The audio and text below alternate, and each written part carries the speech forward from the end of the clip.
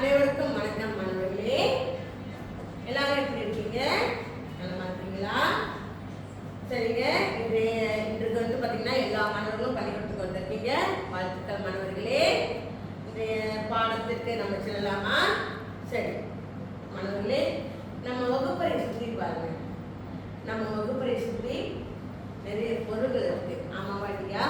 சரி, யாரால ஒரு பொருள் சொல்ல முடியும்?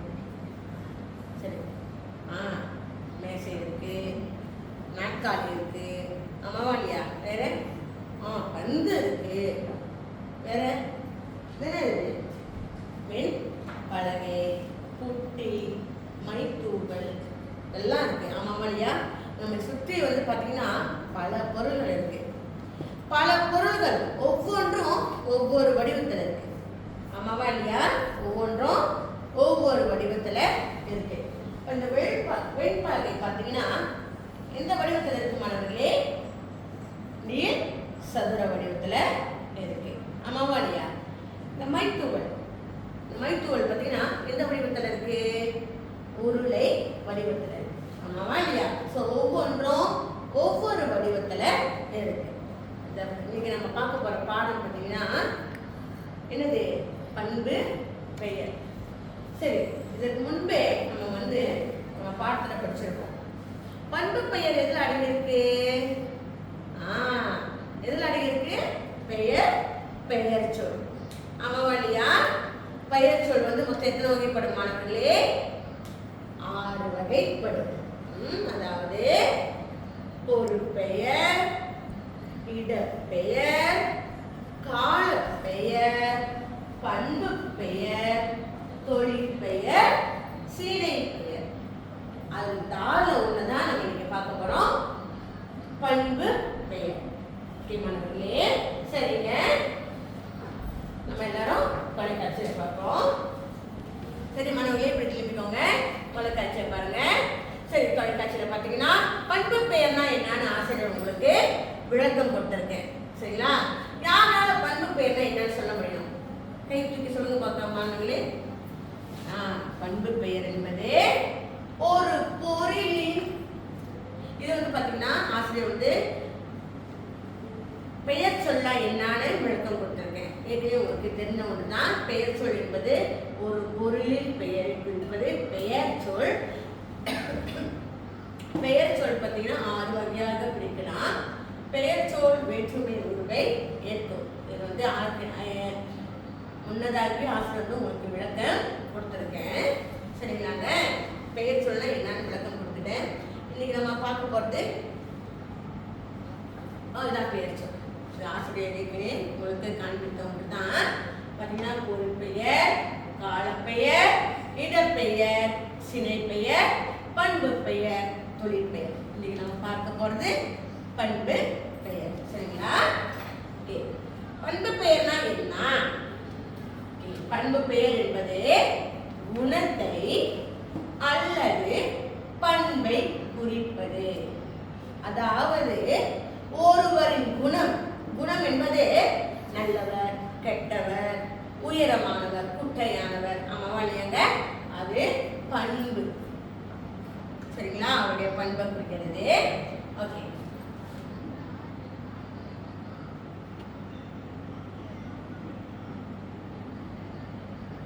சரி பாருங்க. படம் பார்த்தீங்கன்னா ஒரு எப்படி இருக்காங்க? ரொம்ப கவலையா இருக்காங்க. ஏன் கவலை? காரணம் இவருக்கு என்ன ஆயிடுச்சு? காலில் அடிபட்டுச்சு. காலில் அடிபட்டனால இவர் எப்படி இருக்காரு? ரொம்ப கவலையா இருக்காங்க. சரி, இவங்க எப்படி இருக்காங்க? இவங்க வந்து எப்படி இருக்காங்க? ஆடி பாடி மகிழ்ச்சியா இருக்காங்க. ஆமாவா இல்லைங்க? இதோட என்னது? நிறம். ஆமாவா இல்லையா? நிறம் கருமை. இது வந்து என்னது? சாக்லேட் நிறத்துல இருக்கு. ஆமாவா இல்லையா? பாருங்க, கவலை, பரிவு. அவங்க நீளமா இருக்காங்க, குட்டையா இருக்காங்க, அல்லது மகிழ்ச்சியா இருக்காங்க, அதுவும் சொல்லலாம். இது கடினமா இருக்கு, இது வந்து ரொம்ப மென்மையா இருக்கு, அதுவும் நம்ம சொல்லலாம். இதெல்லாம் நீங்க பார்த்தீங்கன்னா இதெல்லாம் குணத்தை குறிக்கிறது. இவை அனைத்துமே என்னத்தை குறிக்கிறது? குணத்தை குறிக்கிறது, ஒரு பண்பை குறிக்கிறது. பார்த்தீங்கன்னா தான் பண்பு பெயர். கவலை, பரிவு, நீளம், குட்டை, கடினம் இதெல்லாம் நீங்க பார்த்தீங்கன்னா பண்பு பெயர். சரிங்களா? சரி, இது அப்பாற்பட்டு உங்களுக்கு தெரிந்த சில சரி பண்பு பெயர் பார்த்தீங்கன்னா ஓகே. பண்பு பெயர்னா ஆசிரியர் உங்களுக்கு விளக்க கொடுத்துட்டேன், உங்களுக்கு விளங்கி இருக்குன்னு நினைக்கிறேன். இப்பொழுது ஆசிரியர் வந்து உங்களுக்கு ஒரு பாடல் ஒளிபரப்புற அந்த பாடலை செய்யுமாடுங்க. முடிந்தவர்கள் அந்த பாடலோடு சேர்ந்து என்ன செய்யலாங்க பாடலாம். சரிங்களாங்க?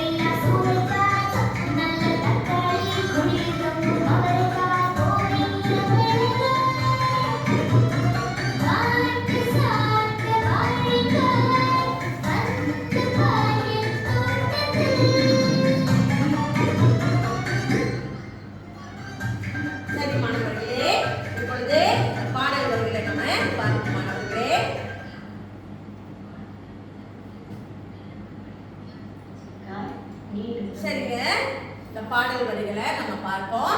குட்டை குட்டை கத்தரிக்காய், குண்டு குண்டாய் சுண்டக்காய், நெட்டை நெட்டை முருங்கைக்காய், நீண்டு தொங்கும் புடலங்காய், சட்டி பானை போலவே தடித்திருக்கும் பரங்கைக்காய், பட்டை போட்ட வெண்டைக்காய், பச்சை நிற பாகற்காய், சொட்டை இல்லா சுரைக்காய், சொக்கும் நல்ல தக்காளி, கொடியில் தொங்கும் அவரைக்காய், கோவை நிற மிளகாய், வாட்ட சாட்ட வாழைக்காய், வந்து பார் என் தோட்டத்தில். சற்று முன்பு வந்தீங்க பாடல் கேட்டீங்களா இல்லையா? அந்த பாடலோட வரிகளை தான் ஆசிரியர் வந்து என்ன செஞ்சிருக்கேன், இங்க வழங்கி இருக்கேன். நீங்க என்ன செய்ய போறீங்கன்னா, இப்ப இந்த பாடல் வரியில் உள்ள பண்பு பெயர்களை அடையாளம் கண்டு கூற போறீங்க மாணவர்களே. கூற முடியுமா மாணவர்களே? சரிங்களா? பாடல முதல் வரி நீங்க பாத்தீங்கன்னா என்ன இருக்கு? குட்டை. பாடல் வரியில முதல்ல என்ன இருக்கு? குட்டை. அதே போலதான் நீங்க வந்து என்ன செய்யணும், அடுத்தடுத்து என்னென்ன பண்பு பெயர் இருக்கோ அடையாளம் கண்டு கூற வேண்டும். சரியா மாணவர்களே?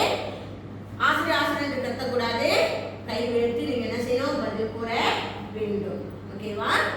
சரி மாணவர்களே, தற்சமயம் நீங்க சொன்னீங்களா இல்லையா?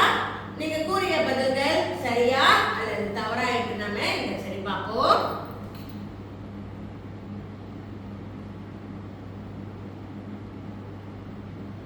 சரி மாணவர்களே, நம்ம பாருங்க, ஆசிரியர் வந்து நீங்க கூறிய பதிலுக்கான விடைகளை இங்க வழங்குறேன்.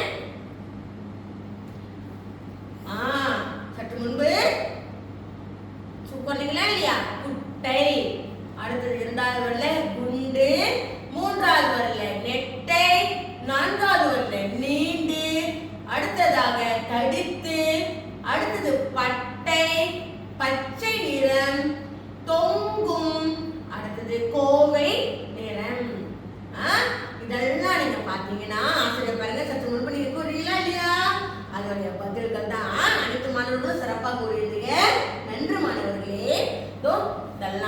நீங்க கூறிய பதில்கள். நீங்க கூறிய அனைத்து பதில்களுமே சரியான பதில்கள். நன்று மாணவர்களே.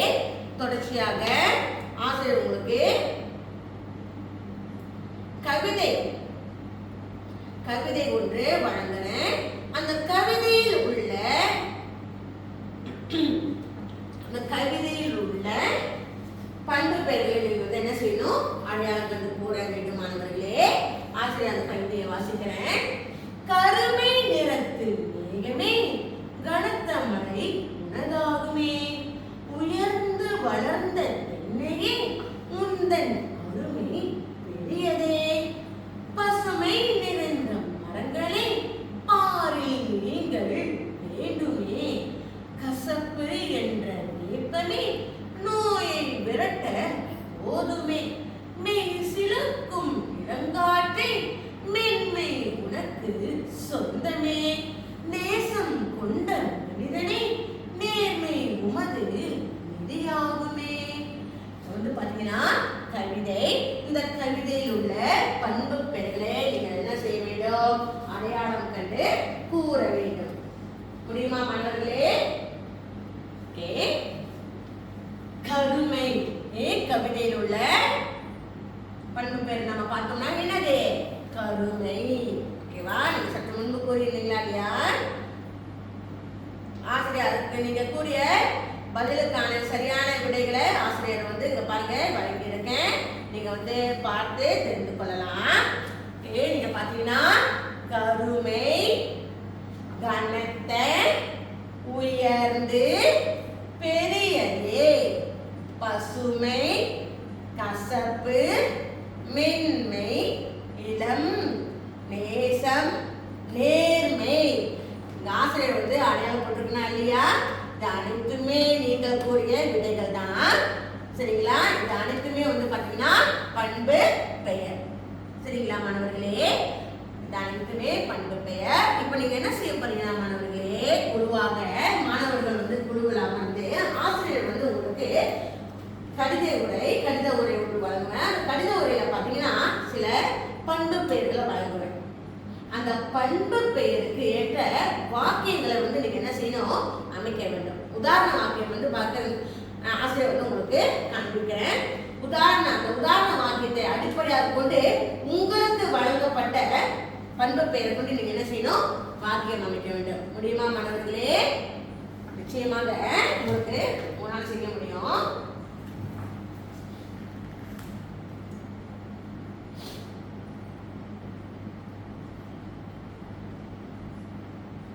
சரி மாணவர்களே, பாருங்க. நிரஞ்சன் மிதிவண்டியை கவனமாக செலுத்துகிறான். இது பாத்தீங்கன்னா உதாரண ஒரு வாக்கியம். இங்க ஆசிரியர் உங்களுக்கு கவனம் என்ற சொல்லை வழங்கியிருப்பேன். கவனம் என்ற ஒரு சொல்ல வழங்கியிருப்பேன். அந்த கவனம் என்ற சொல்லுக்கு தான் நீங்க என்ன செய்திருக்க வேண்டும்? வாக்கியம் அமைத்திருக்க வேண்டும். உதாரண வாக்கியம் இதுதான். சரிங்களா? நிரஞ்சன் மிதிவண்டியை கவனமாக செலுத்துகிறான். இது பாத்தீங்கன்னா உதாரண வாக்கியம். சரியா மாணவர்களே? ஆசிரியர் உங்களுக்கு கவனம் என்று சொல்ல வழங்கியிருப்பேன்.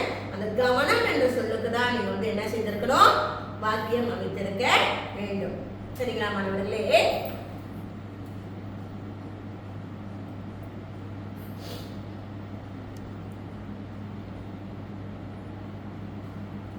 தொடர்ந்து பாருங்க. அடுத்ததாக உங்களுக்கு பாத்தீங்கன்னா உயரம் என்ற ஒரு பண்பு சொல்ல கொடுத்திருப்பேன். அந்த பண்பு சொல்ல கொண்டு நீங்க என்ன செஞ்சிருக்கணும்? வாக்கியம் அமைத்திருக்க வேண்டும். இது உதாரண ஒரு வாக்கியம். மதனா உயரமான கட்டடத்தை கண்டு வியந்து நின்றாள். சரிங்களா மாணவர்களே? இந்த மாதிரியான ஒரு வாக்கியத்தை நீங்க என்ன செய்ய வேண்டும்? அமைக்க வேண்டும், எழுத வேண்டும். முடியுமா மாணவர்களே? குழு முறையில செய்ய முடியுமா மாணவர்களே? ஒவ்வொருவருக்கும் 3 பண்பு பெயர்கள் தான் ஆசிரியர் வழங்கியிருப்பேன். அந்த பண்பு பெயர்களை கொண்டு நீங்க என்ன செய்திருக்க வேண்டும்? வாக்கியங்கள் எழுதியிருக்க வேண்டும். முடியுமா மாணவர்களே? சரிங்க. அடுத்ததாக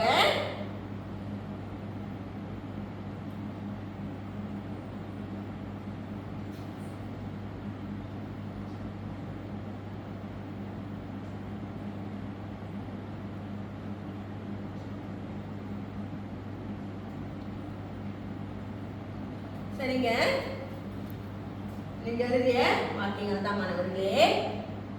மென்மை, பசுமை, குட்டை. ஆசிரியர் வந்து உங்களுக்கு இந்த பண்பு பெயர்களை வழங்கியிருந்தேன்.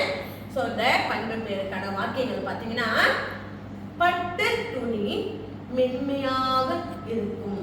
ஆமாவா இல்லையா? பட்டு துணி பார்த்துருக்கீங்களா இல்லையா? வீட்டில் அம்மா வந்து பட்டு துணி கண்டிப்பாக வச்சிருப்பாங்க, இல்லை பட்டு சேலை வச்சிருப்பாங்க. அந்த பட்டு சேலை பார்த்தீங்கன்னா ரொம்ப மென்மையா இருக்கும். ஆமாவா இல்லையா மாணவர்களே? அந்த பட்டு துணி மென்மையாக இருக்கும். அடுத்தது பார்த்தீங்கன்னா பசுமைனா கண்டிப்பா உங்களுக்கு தெரியுமா இல்லையா? பச்சை பசேல்னு இருக்கும். பச்சை பசேல் நீங்க எங்க பாப்பீங்க? நீங்க விளையாட செல்லும் திடல். சரிங்களா? பள்ளி திடலில் பசுமையான புற்கள் வளர்ந்திருந்தன. சரிங்களா மாணவர்களே? பச்சை பசேல் புற்கள் வந்து வளர்ந்துருக்கும், பச்சை பசேல் இருக்கும்.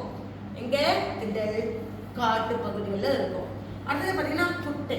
எது குட்டையா இருக்கும்? நம்ம மனிதர்கள் அல்லது உங்களோட நண்பர்கள் குட்டையா இருந்தா அவங்களை பார்த்து நம்ம குட்டைன்னு சொல்லலாமா? கேள்வி செய்ய கூடாது மாணவர்களே, அது நல்ல பண்பு இல்லை. ஸோ குட்டை வந்து நம்ம என்னன்னு சொல்லலாம்? வாழை மரம் குட்டையாக இருக்கும். அதுக்கு நீங்க நண்பர்கள் குட்டையாக இருக்காங்க, குட்டையாக இருக்காங்க, நீங்க என்ன செய்யக்கூடாது? கேள்வி செய்ய கூடாது. அது வந்து ஒரு தவறான செயல், அது வந்து ஒரு வன்முறை. சரிங்களா? அப்ப தற்சமயம் நீங்க பார்த்துருப்பீங்க, நிறைய கேள்விப்பட்டிருப்பீங்க. கேள்வி பகடி வதை சம்பந்தமா நிறைய வந்து கேள்விப்பட்டிருப்பீங்க, செயல்படுத்திருப்பீங்க. ஸோ அதுலேருந்து நம்ம விடுவித்துக் கொள்ள வேண்டும். யாரையும் என்ன செய்யக்கூடாது? கேள்வி செய்ய கூடாது மாணவர்களே. சரிங்க, ஆசிரியர் வந்து குட்டை சம்பந்தமா எது குட்டையை கொடுத்துருக்கேன்? குட்டையான வாழை மரம் குலை தள்ளியது. நீங்க வந்து நாமும் குட்டையாக இருந்தான், என் நண்பர் சிவா குட்டையாக இருந்தான் அப்படின்னு நினைச்சு கூடாது இல்லைங்க, சொல்ல கூடாது மாணவர்களே. அது வந்து பகடிவதை. சரிங்களா? தொடர்ந்து வந்து ஆசிரியர் வந்து உங்களுக்கு பயிற்சிகள் கொடுத்துருக்கேன். சரிங்களா? பயிற்சி, இந்த பயிற்சி தான் உங்களுக்கு வழங்க போறேன். ஸோ இந்த பயிற்சி வந்து நீங்க என்ன செய்திருக்கணும்? செய்ய வேண்டும். சரிங்களா? விடுபட்ட இடத்துல சரியான பண்பு பெயரை வந்து என்ன செய்ய வேண்டும்? எழுத வேண்டும் மாணவர்களே. உதாரணம் நீங்க பார்த்தீங்கன்னா, நிற காகம் கரைந்தது. என்ன நிற காகம்? என்ன நிறமா இருக்கும்? கருப்பு. அந்த கருப்பை தான் நம்ம என்ன சொல்லுவோம் பண்பு பெயர்ல? கருமை. கருமை நிற காகம் கரைந்தது. என நீங்க வந்து விடுபட்ட வாக்கியத்துல சரியான பண்பு பெயரை என்ன செய்ய வேண்டும்? எழுத வேண்டும் மாணவர்களே. தொடர்ச்சியாக வந்து பாத்தீங்கன்னா, ஆசிரியர் டெலிமால வந்து பாத்தீங்கன்னா 2 குயிஸ். ஒன்று வந்து பாத்தீங்கன்னா வாட், மற்றொன்று குயிஸ் கொடுத்துருக்கேன், புதிர் போட்டி. ஸோ அந்த 2 பயிற்சி நீங்க என்ன செய்யணும்? செய்து முடித்திருக்க வேண்டும். சரியா? நீங்க செய்து முடித்து அந்த ஸ்கோரை வந்து ஆசிரியர்கிட்ட அனுப்பிடணும் மாணவர்களே. ஸோ இன்றைய பாடம் உங்களுக்கு நன்கு விளங்கியிருக்கும் என நான் நம்புறேன். ஸோ இன்றைய பாடம் பார்த்தீங்கன்னா பெயர் 6 பெயர் சொல்ல ஒன்றுதான் பண்பு பெயர். நம்ம இதுக்கு முன்பு வந்து பார்த்தீங்கன்னா பெயர் சொல்ல படிச்சிருக்கோம். பெயர் சொல்ல வந்து 6 வகைப்படும் படிச்சிருக்கோம். அதுல ஒண்ணுதான் வந்து பண்பு பெயர். பண்பு பெயர் வந்து ஒரு பொருளின் பண்பை அல்லது குணத்தை குறிப்பது தான் வந்து என்னது? பண்பு பெயர். அது வந்து நிறமா இருக்கலாம், வடிவமா இருக்கலாம், அதோடைய தன்மையை குறிக்குது. அதோட தன்மையை குறிக்குது மாணவர்களே. ஸோ நீங்க நல்லா விளங்கியிருப்பீங்கன்னு ஆசிரியர் நம்புறேன். ஸோ ஆசிரியர் வழங்கிய பயிற்சியை செய்து முடிச்சிருங்க. ஸோ இன்றைய பாடத்தை நம்ம ஒரு நிறைவுக்கு கொண்டு வருவோம். நன்றி மாணவர்களே.